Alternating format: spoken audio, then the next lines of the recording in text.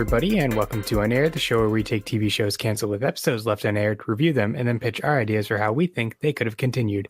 I'm Ed, and today with me from the podcast My Minute with Andre, it's Woody Battaglia. Hello. How you doing today? I'm doing great. I'm very excited about doing the podcast. I can't even believe what I saw.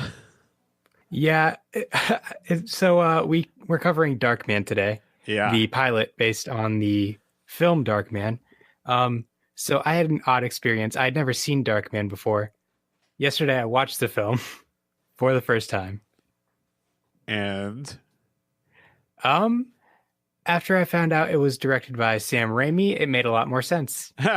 Yeah, for sure. It's like the prototype for. I mean, he went on later to do Spider-Man, obviously, but it's sort of like in this space where they were. You know, I mean, Darkman's a kind of a low-budget, trashy, based on a comic book superhero movie that somehow it must have done better than its budget. At least it must have made some money because they made two sequels. Although I think maybe the two sequels were both direct to DVD or direct to VHS at the time. Yeah, I believe they were both direct to VHS. I mean, and they were on cable perennially. Yep, and they ended up making a pilot, and rightfully so. It did not move on. Yeah, this pilot it's obviously. I mean, I can't even believe. I mean, it must have been. Well, we got to turn something in. Exactly. Like they paid money. They're going to expect something to be delivered, but I can't imagine anybody watching 2 minutes of it and being like, "Yep, straight to series." It felt like it was somebody that was taking both a screenwriting class in college at the same time he was taking a philosophy class, and just some of the lines are so terrible. Yeah, they're really something else. Like, yeah. First of all, he's British. So, just basically the details about the show. It was made for Fox, and it was made in 1992. The only person that reprised their role was Larry Drake, who plays the villain Durant. Indeed. There he is. And actually, they changed up a few things about the show, mainly his origins to an extent. Right. So in the film, his girlfriend is a lawyer, and she finds some evidence. Durant is sent to retrieve the evidence, and that's when he kills Peyton, right. who is also Darkman. Yeah. In the TV show, they changed it so Durant finds out he is creating synthetic skin and wants the formula. They're so into high-tech espionage or whatever. Yeah, and they use the same exact prop from the film, the evidence with the coffee stain on it. Oh yeah, that's right. Weird. There were so many. Well, they lifted like action shots from the film, and then anytime they had to do a close up, they cut to their Darkman. What's this actor's name? It was Christopher Bowen. Right, Christopher Bowen. They cut to Christopher Bowen and it doesn't match in any way because the production value of the TV show is so much more poor than the film. So it's like they're just like, well, we just robbed the movie of some explosion shots and some helicopter stuff. Right, and it uses the most ridiculous shot from the movie when the lab explodes and Liam Neeson is launched out of the explosion. Right. They reuse that, and it literally just looks like a dummy that's not moving and it's just flying through the air. Well, I mean, this is pre-spending any real money to do CG stuff unless you're like James Cameron making The Abyss, I guess. That's true. It was also, I mean, it felt right for a Sam Raimi movie because that's kind of his style. Yeah. Like over the top, low budget. Well, but just for the TV shows, something just felt off. Yeah, for sure. The whole thing it's got a different tone. Like not only the dialogue is terrible, there is almost no plot at all that you can discern. It's just like a few set pieces that seem like thrown together, and there's no like from here to here. There's no like no motivation or anything is explored. It's just like a pastiche, and they were like trying to go for like a stylized thing. It doesn't look like the movie. It looks like I don't know if you're familiar with this, but it looks like Madonna's "Express Yourself" video. Like It does feel like the set of a music video. right, yeah, it's like the "Express Yourself" video crossed with like the Tim Burton Batman film, like the 1989 Batman. They're going for that kind of vibe where everything looks like it was just shot on a soundstage or a backlot, and it's like they're not trying to hide that at all. It looks very like heightened and stylized. Yeah, and they make it into like this post-apocalyptic type world, which the movie itself, it's just a normal city. Right, and he happens to, yeah, he's the weirdo in the city, but it's like everybody is way over the top bonkers in this movie. They're in this TV pilot. Like there's he just and also he's like just hanging around, pushing around a shopping cart amongst the homeless people in the city. Some of whom are the one who's like a child who looks like one of the look like an extra from or one of the he looks like one of the Lost Boys from Hook. Yeah, that was the opening scene, and it uses this. It uses an establishing shot like 3 or 4 times, where it's just like an overhead view of the city at night, and there's just explosions going off. Yeah, which begs the question, like the cop in this, she's supposed to be like doing things by the book, but it really feels as though like martial law should have been instated long ago, and the regular police force should not even exist. Because it looks like all out war, and that the gangsters have already won control of the city, and that I can't imagine anybody doing any regular police work like detective work. Yeah, no, they even mention at one point that like there's probably like 15 cops that aren't on the take. If the ratio is like 200 to or however many cops it would be to only 15 good cops, then I mean you might as well just have no good cops. Like how are those cops even operating? Wouldn't they just be, thrown out a window by a bunch of corrupt cops or whatever, or executed in the street by Durant's goons with nobody helping them? Right, like they even mentioned like oh, the judges are in Durant's pocket, the courts are all in his pocket. What are these cops doing then? Like, Right. they're gonna arrest someone just to be like, oh yeah, no, it's cool. Yeah, I mean, it must be that the cops have been mobilized just to carry out Durant's, nefarious plots or whatever. They're not actually doing any police work. They're just running around, being thugs, I guess. Yeah, they're just bored. They're just driving around. Well, yeah, and hanging out in like comically stylized bars with playing cards hanging from the ceiling and Yeah. where it's like just like a mariachi band. There's a table to table close up magician that nobody bats an eye at. So the episode starts off like you were mentioning of him walking through the alley with a shopping cart, and he basically explains the intro to the film, where he's a scientist developing synthetic skin, but it only lasts 99 minutes because it's photosensitive. One thing they didn't mention is that in the dark, it actually doesn't break down. That was like kind of the key reason that he's called Darkman. Right. But they don't mention it. Because he's in the dark, and then if he's exposed to light, then the 99-minute counter starts. And in the movie, he has like a stopwatch, doesn't he? Yep. That he's looking at, to know when his skin is going to start to disintegrate. And it's weird. Like, yeah, and they actually show one of those scenes, I think. Oh, yeah. Oh, sure. Yeah. They just lift the whole stuff. I wonder if they were making this, like, were they making the pilot so that, and just putting in scenes from the movie being like, oh, well, if you pick it up, we'll replace this with other effects and you'll give us some more money to finish this. Because it doesn't feel like it's done. It doesn't feel like a completed thing. It doesn't have full credits. Maybe you encountered this a lot on this show, but it's like, it's so not, it feels like half a thing. It 100% feels like it should have been a 42-minute pilot instead of a 22-minute pilot. Right. Yeah. Like maybe they just shot the stuff that they thought was flashy and would make it seem attractive to the network. And then they were like, well, obviously when you give us the real money, we'll go back and we'll replace this helicopter shot with real action scenes and we'll fill out the rest of this plot, or we'll reshoot the whole thing. I don't know. But it seems like, oh, they're just like, here's the mood, and how do you like this actor?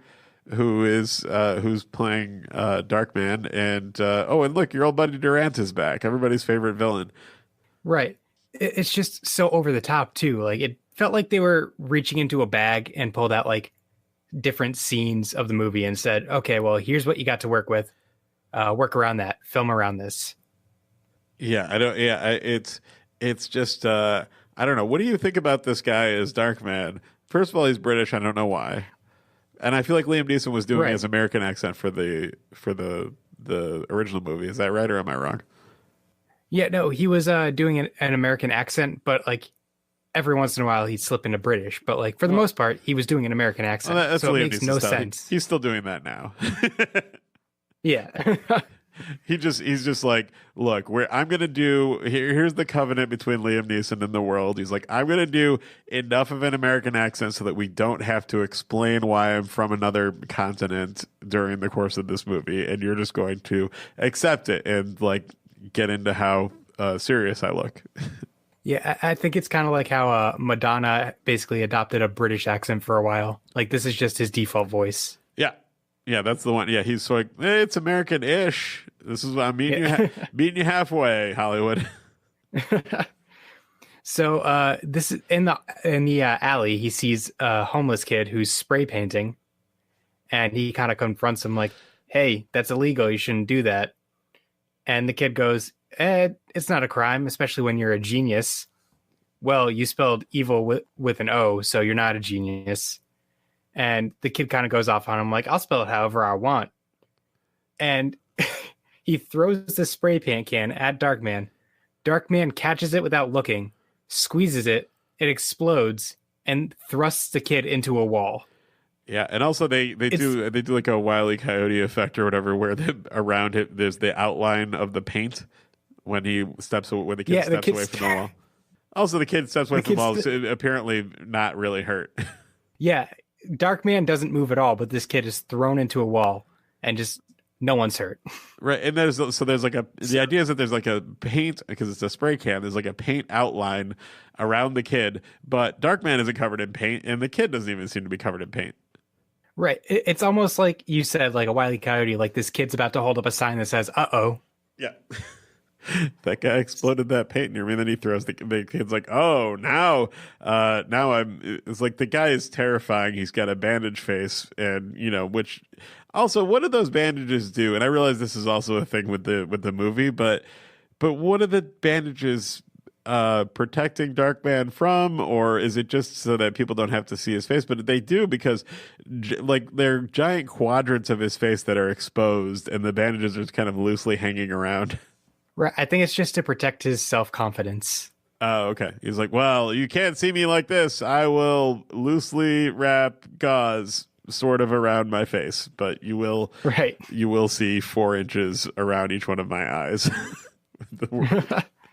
One thing that they didn't go into, which I thought was weird about the movie, is Darkman's lips were burned off, so it's just his teeth.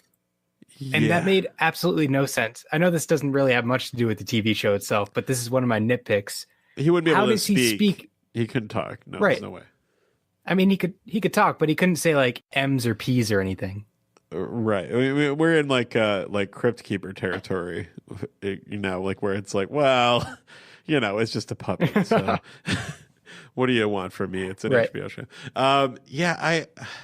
None of it is plausible, and they just keep layering on weird thing after weird thing, none of which go together, so it doesn't feel of a piece. Like they've got this character and some stuff that's from a movie, and then and then the writing doesn't make any sense, and then they put him in this weird stylized, sort of Tim Burton-esque or whatever backlot scenario where you don't believe anything and everything looks like it's just on a stage, so there aren't any real stakes, and then they just insert stuff in the movie. It's such a mess. I can't even. It's like when somebody turned it in, did they also tender their resignation, or this just has like, well, we fulfilled the I don't know. It doesn't feel like there's one person's vision on this. I don't know who did it. The credits, and I looked on IMDb, and the credits are like story by or characters are written by Sam Raimi and whoever wrote the screenplay of Sam Raimi for the movie. And the screenplay by anonymous. Like they Yeah. just don't want their name attached. No, not at all. You would no, you this is you got paid for it and you walked away. It seems that maybe they got a bunch of notes and they couldn't do it, or they decided to change direction at the last minute and it turned into a disaster. But I mean, the movie is a competent movie, which makes sense at least to some extent. Like in its own, it's of its own style or whatever. But this thing, I don't even know. Right. And the characters come in without really being introduced at all, and they're just talking, and you're like, "Who are you?" And there's the cop and their partner. Also, she knows Darkman's name, like that his name is Darkman, but it doesn't seem like he has a reputation as Darkman yet, or they don't say before she mentions it for this time. There's like, oh, I wonder if this was that guy that they're calling Darkman. It was just like, oh, Darkman. Right. Like, because he never explicitly says it except for at the end. Like, he says, like, oh, I'm Darkman. Like, yeah, no, it's not like a thing that they don't give anybody the chance to call him Darkman or ask him. And he introduces himself as his old name before he was, shot all to hell. Right. He says, like, oh, I'm Peyton. He doesn't say, like, sup, it's me, Darkman. Like, Yeah, he introduces himself as Peyton. Also, like, they tried to make a little bit of a stab at, because in the movie, Peyton is Peyton, and he puts on the Peyton face, and then he's still trying to act as Peyton to some people, and then they don't know that he is secretly Darkman or whatever. But they don't do that. Like, for whatever reason, he puts on his Peyton mask when he's burying that henchman, Vincenzo, and then the cop sees him, and then she's like, oh, and then she's like, you're Darkman, and he's like, all right, I'm Darkman, basically. yeah. I guess I shouldn't, Yeah. but he's got his face. It's like, what was the purpose of him putting his face on at that time? Right. You just pointed that out. I didn't even think of that. He could have put on literally any face. Right. Yeah, that's true too. Yeah, but she's like, yeah, you're the one that they call Darkman or something like that. And he's like, and he introduces himself as Peyton. She's like, no, you're not Peyton, you're Darkman. And he's basically like, all right, help me kill Durant. Yeah, basically. So he introduces his lab, which in the movie I'm pretty sure it was the remains of his old lab, but in the show it's an old planetarium. Right. And he says the line, "Now it's my universe." And I was just like, really? Yeah, it's so very cheesy. Also, if he has that planetarium to hang out in, I don't know why he's wandering around with a shopping cart where the homeless people are at the same time. That's true. He didn't need the shopping cart to begin with. Like, what was he doing? Picking up trash? He's got a place for his stuff. Also, they never show what's in the shopping cart. It's not like, oh, he was collecting, food or whatever you would collect, or I don't know, the raw materials you need to make synthetic skin. Well, what happened was his Uber Eats driver couldn't find the planetarium, so he had to go out and shop for himself. Oh, yeah, that's the thing, because there's no, Yeah. I mean, that building was condemned long ago, and the address, there's probably, it's one of those things where like the entrance is on the other side, and the guy would never be able to find his way back into the planetarium itself, so you got to go out and meet him. Yeah. It's delisted on Google Maps, Yeah. Yeah, so he explains the synthetic masks in his lab. He also says that he has no mirrors or reflective surfaces, and then sits down in front of a reflective computer screen. Oh yeah, big time. Yep. No, but there's a like a producer whose job it is to check continuity stuff, or a script supervisor or somebody who's just like double checking, okay, we said this, is this true throughout the thing, or any of that, the kind of things that you'd do on a professional production. Right. It's like, these are the kind of mistakes I'd make if I were making a movie in my backyard. Right. There's like a kid that found out his phone has a camera on it, and now he's gonna go make a YouTube video. Yeah, and it's great, and you're excited for him. You're like, "Wow, that's amazing! I didn't know you could do that." But when it's a literal TV pilot made for Fox, based on a film property, based on a Marvel comic book, um, it's weird. It's amazing. Like this is during the. I assume that so then like Marvel got their cut for this as well. This is back when in the '90s when Marvel was going bankrupt and sold themselves to or let themselves get bought out by a trading card company. Yep. And then sold off their rights to literally every studio that would pay them. Right, yeah. Well, we'll sell the X-Men to these guys, and we'll sell the Fantastic Four to those guys, and Spider-Man over here. And so then when they started the MCU, they was like, well, what do we have left? Iron Man, who nobody knows. And now Iron Man is the biggest one. Yeah, now Iron Man's the biggest. Boy, the tables have turned. Iron Man is now bigger than Spider-Man. So where do you think Darkman would fit into the MCU? Oh, what would they do? Where would Darkman show up? Well, he's on Earth. So I guess he could show up in any Avengers movie just as a they would have to use it they would send him in undercover for any kind of heist-ish situation. He could have been in Black Panther maybe, although he would have been the other white guy. In Black Panther, he could have been the bad guys. He could have been a bad guy basically who was trying to get some of that mineral, whatever it's called. Now I can't remember what it's called. Oh, the strength juice. Vibranium. Oh, he could have been strength juice. Darkman. There could have been a thing where Darkman's trying to rob something of vibranium, and then Killmonger comes and his he's working with Killmonger, and then Killmonger double crosses him and kills him and takes the vibranium that he needed or whatever. Like that whole like art gallery scene or the museum scene where he goes in and steals the ancient weapons. Oh, and then at the very end, he decides like, oh, you know what? I'm going to help Black Panther. Black Panther goes, you know what? Here's a vibranium face. They give him a vibranium face, and then he's a little less mad. I like how Darkman's like all rage. I feel like he's more angry in the movie, but in this one, he just has like moments where suddenly he's yelling. Yeah, he yells at that kid a lot. That poor kid has done nothing. So especially at the end, and then the kid makes a plea to him like, "You don't understand. The streets are bad for me too, Darkman." Yeah. So after we get introduced to his lair, that's when he goes to the club wearing his own face. Yeah. Then puts a mask on over his own face. And that was confusing to me. I was like, "Why is he doing that?" And then like, "Oh, okay, so it's like he's a magician." Like a performer going around to the different, and I guess it's like a magic. I guess this is the playing cards motif where that's like a magic club. So it's like the magic castle, I guess. Except it's just full of gangsters and scantily clad women dancing. Sure. Well, it's the 90s. That's what all. Yeah. It's like Austin Powers' fever dream. Also, like Durant is in this, but he does almost nothing, and he has almost no lines, right? I think he says like one or two things. Like I think when Darkman hands him that little coffin, he says something. He basically says like, no, you take it, and gives it to someone else. Right. And Darkman's like, no, it's for you. And he's like, he's desperate. It's like, yeah, that'll definitely get him to take it. Right. Imagine if he was just like, oh, for me.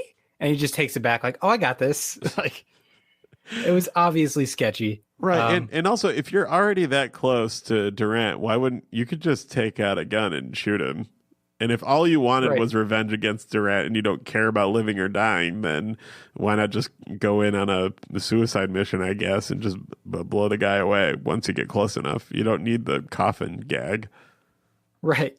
It was almost as if he was like Joker from the 1960s Batman. Oh, yeah, for sure. Yeah, he's like, I can't possibly do anything the regular way. I've got to do it all with a riddle and a puzzle and a... So after that, we get my favorite part of this whole episode. So Durant's men start shooting at Darkman, and then one breaks off from the pack, does this like highly elaborate like flipping and punching, and then runs up and kicks Darkman in the crotch. And Darkman just smiles at him. And then the guy's terrified. Yeah. And if you forgot the fact that he doesn't feel pain because his nerves were burned off or something like that, Right. it would just seem like he's just like really into it. Like he just got kinky as hell. Right. Yeah. Or just like, oh, so Darkman's like wearing like a cup or something. Right. He's prepared. He's got armor down there. It's fine because it makes like a really loud noise when he actually gets the kick in. The whatever Foley sound they use is like sounds as though he may have kicked like a metal object, and also that whole thing where there's a guy who like demonstrates his martial arts skill and then goes and attacks you is right out of the Tim Burton Batman. Oh, see, I was gonna say it's like the Indiana Jones scene with the swordsman. Oh yeah. Also, which also is the same thing. I mean, Right. you could say that Batman was ripping off Indiana Jones, where he just takes out the gun and shoots the guy after he does his little sword display. But that happens at like in Batman. There's like there's a guy who like like kind of whirls around and has like some swords or something, and he runs up to Batman, and Batman just like kind of pushes him off with one hand, and it's over. Yeah. So turns out one of Durant's men, Vincenzo, follows Darkman out of the club. Darkman kills him, and he's digging a grave, and he's singing "Put on a Happy Face." Yeah. So it was like, okay, so you're nuts. Like, we understand, I guess. Yeah. And the cop shows up, and this is right after he puts his face back on. And that's where we get that scene of like, oh no, you're Darkman. Yeah. Oh, you got me. Yeah. I'm Darkman. Help me get Durant. And you can't operate within the law. Also, wait, how did he know what Vincenzo's name was? Yeah, I don't know. Unless he was wearing a tag. So, like, hello, my name is Vincenzo. I guess. I mean, did he take his wallet out and say, but he said it so matter of factly, like he said it to her as though she knew who Vincenzo is too. I mean, maybe he's a real famous one of a notorious one of Durant's henchmen, but that's not made clear. None of this is made. The only name that they mentioned before now is Durant anyway. Exactly. So we get the only commercial break from this show. It comes back to Durant basically chasing after the cop, Jenny, and shooting at her out of nowhere because it didn't explain it. Apparently, yeah, because she's like, I'm going to go do regular police work. And the next thing we see is her getting chased by the king of the mobsters doing his own dirty work. Yeah, he has people. Like, why does he not just send... I feel like in the movie he's got, and in this too, they do have the club scene before, like all of his henchmen have automatic weapons and just riddle the whole club with bullets, and that's very similar to the movie where there's all those guys, and I think the thing I remember about the Darkman movie the most is that like cigar cutter scene. Oh yeah, from the beginning. Yeah, from the beginning where he uses the cigar cutter to cut sections of the joints on the finger joints that takes the guy's finger off. That just reminded me of another scene. He collects fingers in the movie. Right.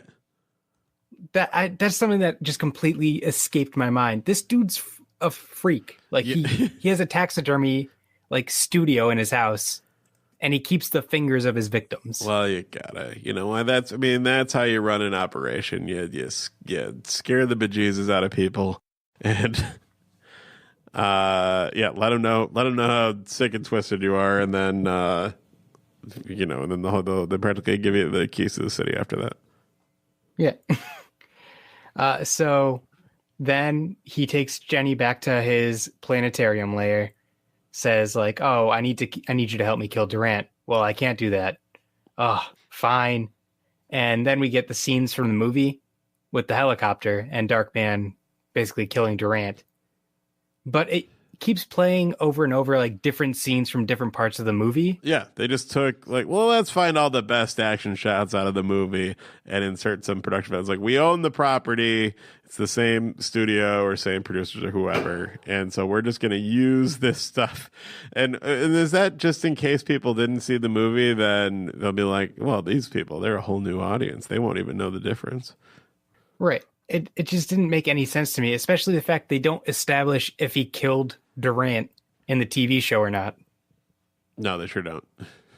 And then it just ends with Darkman going back through the alley. That kid from the beginning shows up saying like, oh, someone's following you. And he's just like, well, I don't need your help. And he like screams at this kid at one point because the kid says, I know how you feel, Darkman. He goes, nobody knows how I feel. Nobody knows how I feel. Just over the top. And it's like, chill, dude. This kid's like 10. And we get the... And why is that scene played out with the kid? And I mean, I guess it's because they've decided to have an arc with this kid. And I guess that kid would end up being his, like one of his Baker Street irregulars or something if it went to series. Right. And so he sees in the puddle a reflection this of... traumatized kid. What a fun character. This traumatized kid who has to live on the streets and... and doesn't care if he lives or kid with death wish. And also he has a VHS copy of Death Wish. Yeah, probably. Death Wish 3, the good one. Oh yeah. So this is when he looks down and sees the reflection of the graffiti the kid painted earlier, and it says love because he spelled evil with an O. Well, just like the kid goes, told you I was a genius. or he listened to that Sonic Youth album. There's a Sonic Youth album, same name, spelled the same way. That doesn't surprise me. I think there's a comedy special. I forget who it is, but it says like love is evil and it's spelled that way.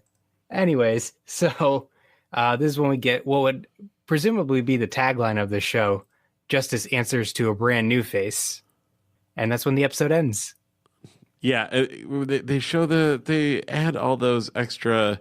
They revisit some of those shots like in like quicker, faster cuts or whatever. Right, and then it's just the Darkman logo. Yeah, and it's over. Yeah, his face sort of melts into the dark, which is nice. A nice bit of design, like title design there that was cool in the movie, and they just lifted straight from the movie, so they can't be given any credit for it. No, they can't be given any credit for anything here. They made something that was 22 minutes. That's their credit. They made a thing that was just unholy. Yeah. Like if anybody was a fan of Darkman, this would ruin everything. There's no, oh man. It's so interesting. Like, so then they made this pilot and then the pilot didn't go and then they made Darkman 2. I think Darkman 2 might have been before this. I think Darkman 3 was after this. Yeah.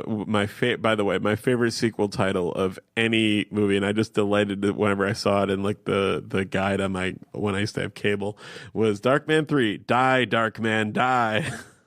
I did appreciate that title as well. That's a wonderful title. Darkman 2 is The Return of Durant, as if the best thing about Darkman, the thing that everybody remembers, was the name of the villain.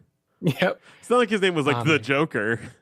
Right. It's not like this is an established character. This is a one-off villain from a movie that didn't really exist before this. Yeah, it's like really, slow your roll because they're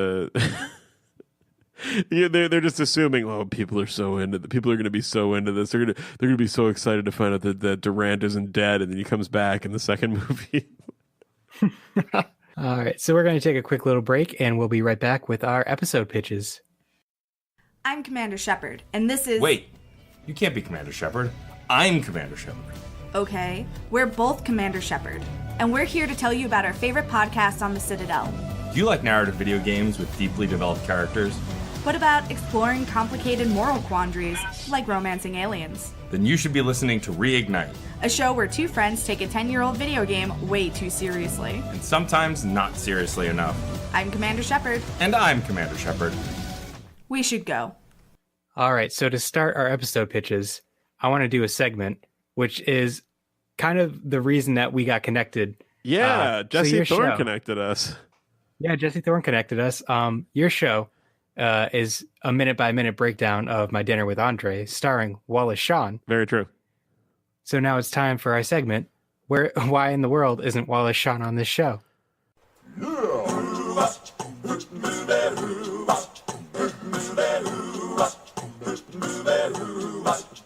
Well, he's been through Hollywood, from The Princess Bride to Clueless. He's an actor and a playwright and an essayist as well. He is nowhere to be found, so it's time for us to do this. Tell me why in the world isn't Wallace Shawn on this show? So what do you... how would you put Wallace Shawn into this show? I mean, first of all, just to speak directly to the title of your segment, the reason Wallace Shawn isn't in this show is because it's so bad. Oh yeah, 100%. I mean, like, I just can't. I mean, he was on high profile episodes of like the Cosby Show. This is not a place for him. But I will say, if I were going to put Wallace Shawn in this show, I wouldn't want him to be there for one episode. He should be. I mean, look, if what's his name? Is it Larry Drake? Yep, Larry Drake. If Larry Drake had not reprised his role as Durant, I would put Wallace Shawn in there, and then of course you like write him some dialogue for one thing. So I think that he would be a great Durant. He's an excellent villain. He doesn't get to play a villain enough. He often plays, comic relief or some weird or some like authority figure. But I feel like he would be an excellent villain. He also could have been an additional. What if he were like the real magician? Who was supposed to show up like, oh, I'm late, sorry. Right. Or if there was a scene where he's like practicing and Darkman comes in and steals his face, right? So then right. Ties him up, steals his face, and then he goes out into the bar or the club or whatever, and then it's Wallace Shawn offering the coffin to Durant. And then that would be super fun. And then, eventually his face would bubble off, and that would be some really cool. And then we'd have like some gifs of Wallace Shawn's face bubbling off that we could just use forever. That's all you can really ask for. Yeah.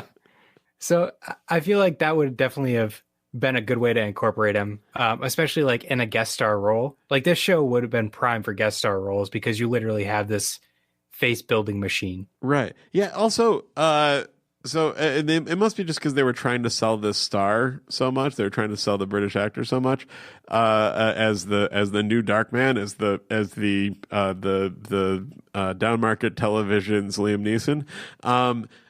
I feel as though they don't take the opportunity to have Darkman show up as any different people in this episode. He's always showing up as the guy, as his former self.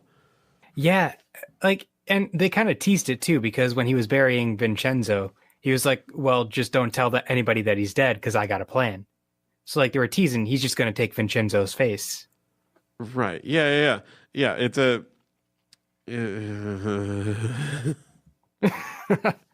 It just makes me so angry. It's so lazy.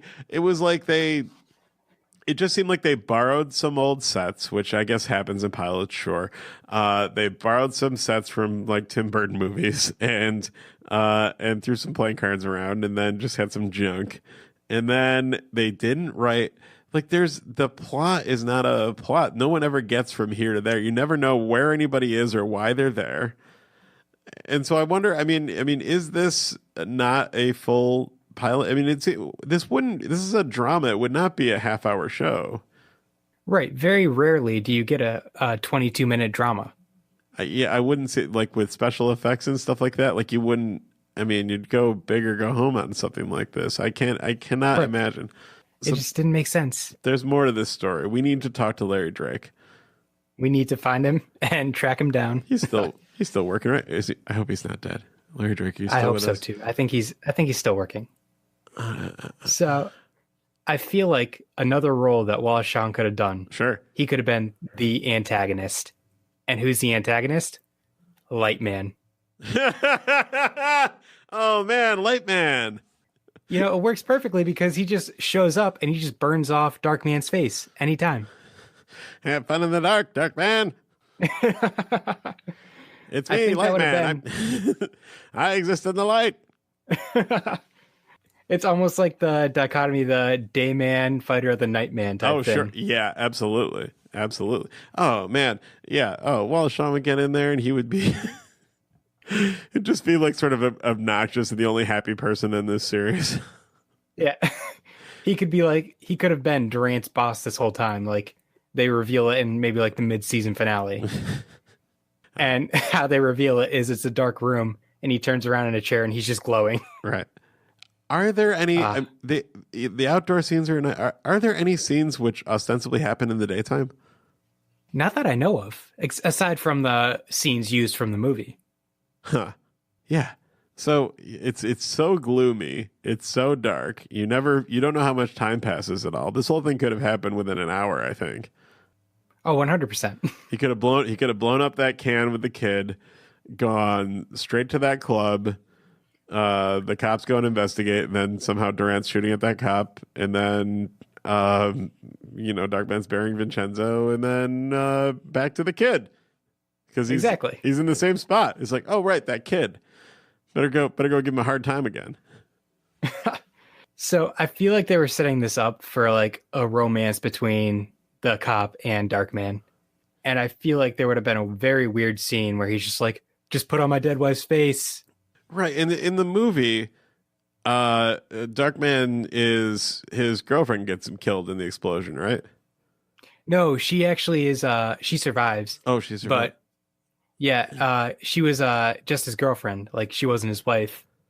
And it was Frances McDormand, right? Yeah. How do you think this show would have ended? This show? I'm trying to imagine this show being even 1 minute longer. Let's see here. So you mean the series finale? Yeah, like a series as a whole. The series as a whole. How many seasons do you think? Oh, we can't give this more than one season. All right. So there's one season. They get in. It's a mid-season replacement show. They do 13, and it never gets renewed. But they find out, 4 episodes from the end, where they're still in production, that they can that they're getting canceled. So they're like, well, let's go out with a bang. All right, let's spend our whole budget on the big set piece at the end.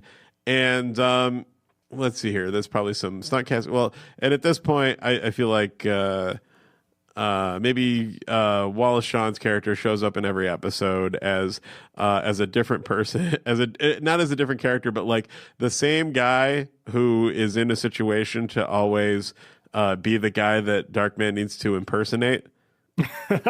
In order to get in close to Durant. So, Wallace Shawn's a waiter. Wallace Shawn's like a guy reading the meter at Durant's high rise or whatever. Durant never realizes that. So he's, every time, he gets tied up and he has to go get a new job because of what, because Darkman keeps, making him out to be incompetent and all this stuff. So, so it's really like Wallace Shawn becomes like sort of the secret hero of the show. And it's like, I feel like, even over the course of that short time, they realize, okay, so this guy, this actor, Christopher Bowen, he's a drip. All right. It's Wallace Shawn's really the one that's testing well with audiences. So we keep minimizing Bowen and we keep maximizing Shawn. So he spends more and more time every episode masquerading as Wallace Shawn to get into to try and blow up Durant or whatever.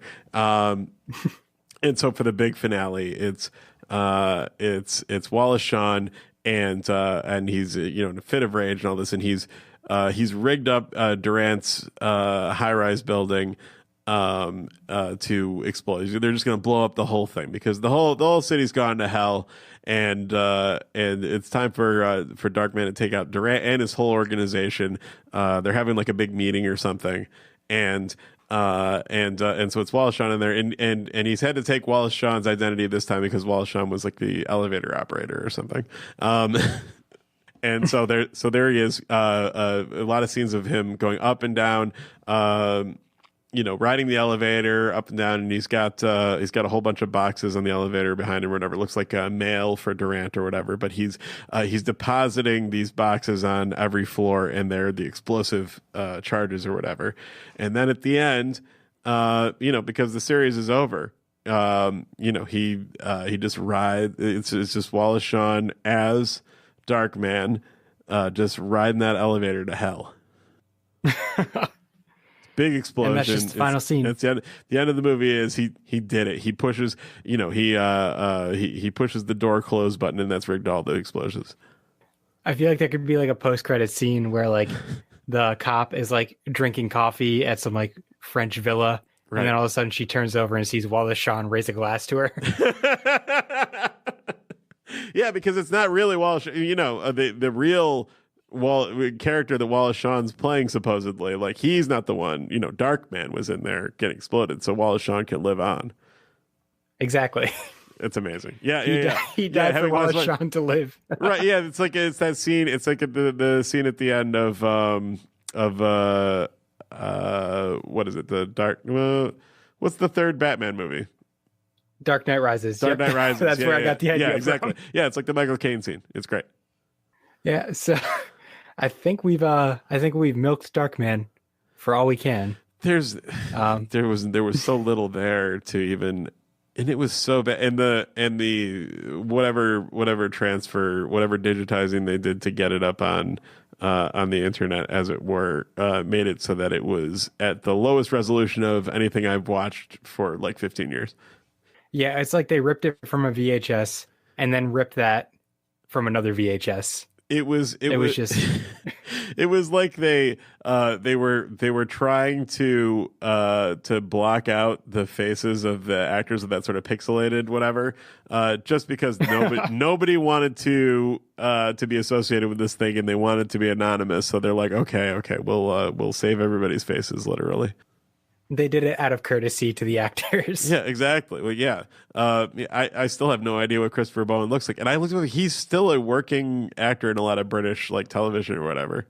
That was his big shot. He's not starring in anything, so this was his one shot. Okay. He must have been so delighted that he got cast in an American TV show playing a superhero or whatever, and he's like, my ship has finally come in. And then he shows up on set and he's like, is this a Madonna video or? He already like splurged. He already spent all his money. He's like driving in on a Ferrari, and then he sees a set. He's just like, oh. It's very bad, and then he has to spend hours of the day in the makeup chair to have the burn prosthetics put on his face. Yeah, they probably just like, it was probably like a pullover mask in the same way that the Darkman synthetic skin masks are. It was probably like that simple. Yeah, that wouldn't surprise me. They just picked up a Freddy Krueger mask. Yeah, just put the rubber mask on me. He's like, it's very hot in here. So I think that's going to do it for this episode. Woody, how would people find you if they want to find more of your stuff? All right, so I'm on Twitter. I am at Woody Battaglia. That's Woody Battaglia. Get the silent G there. And my podcast is My Minute with Andre. You can find that anywhere that you normally find podcasts, Apple Podcasts, your podcast players, and we're on Twitter as well, so you can follow us for info on new episodes and all that. That's at MMWA Pod, and we go into crazy detail about the movie My Minute with Andre, which is kind of an absurd idea, but also it really genuinely is my favorite movie. But we have comedians and film scholars and all kinds of different people on the show. I've met Wallace Shawn. I haven't had him as a guest, but I have. I met him long enough to tell him about the podcast, and he seemed delighted and intrigued, but he has not. I did give him my email address. An email from Mr. Shawn has not been forthcoming. It's weird because everybody that I've done this segment with has actually met Wallace Shawn in some capacity. Is that right? Oh, he's delightful. I don't know if your other guests have had as much of a great experience, but I had such an amazing experience. He was so lovely. He held up a whole line of people just to talk to me longer because he liked that I wanted to talk about my dinner with Andre and not about The Princess Bride, which he does not understand why it's funny or anything. And like he literally does not think it's a good movie, and did it for money. But he absolutely loves my Dinner with Andre because where obviously he plays himself, and he's in a movie with his best friend, and it was kind of his breakout thing. Like he actually got cast in The Princess Bride because he says inconceivable in My Dinner with Andre, and a casting person like saw the movie and was like, oh, I got to cast a movie where a guy says inconceivable a bunch, and that guy just said it. That's literally what happened. It's crazy. Man. Anyway, the show that we do is, when I say we, me and my guests, that we do is it's, we really do get into the movie, but also it's lighthearted, and we also have all the guests are funny and stuff, so it's not a slog at all. It's very much like your show. And it's a very interesting experience for me because I've never actually seen My Dinner with Andre. So I'm getting this like weird minute by minute like commentary.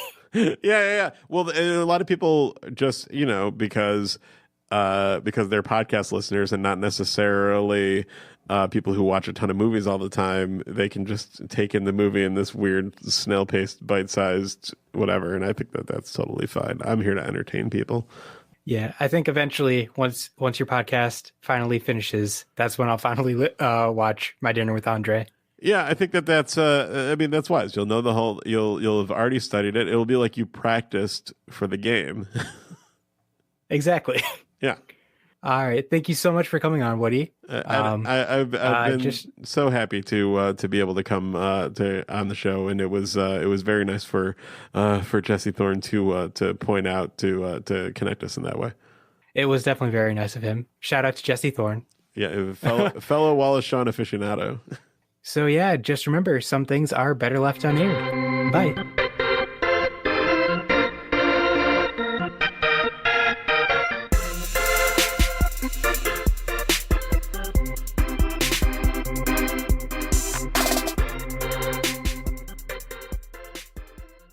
Hi, I'm Drew. I'm Nate. And I'm Tanner, and we are the hosts of Headline Heroes. Every week we take a bizarre, out there article. Germans build underground pipeline for beer. And attempt to create a superhero or villain. The obvious one is that they have a giant robot that runs off of beer. Along the way, we discuss powers, design a costume, and of course, struggle with a name. Gram Sam Sam?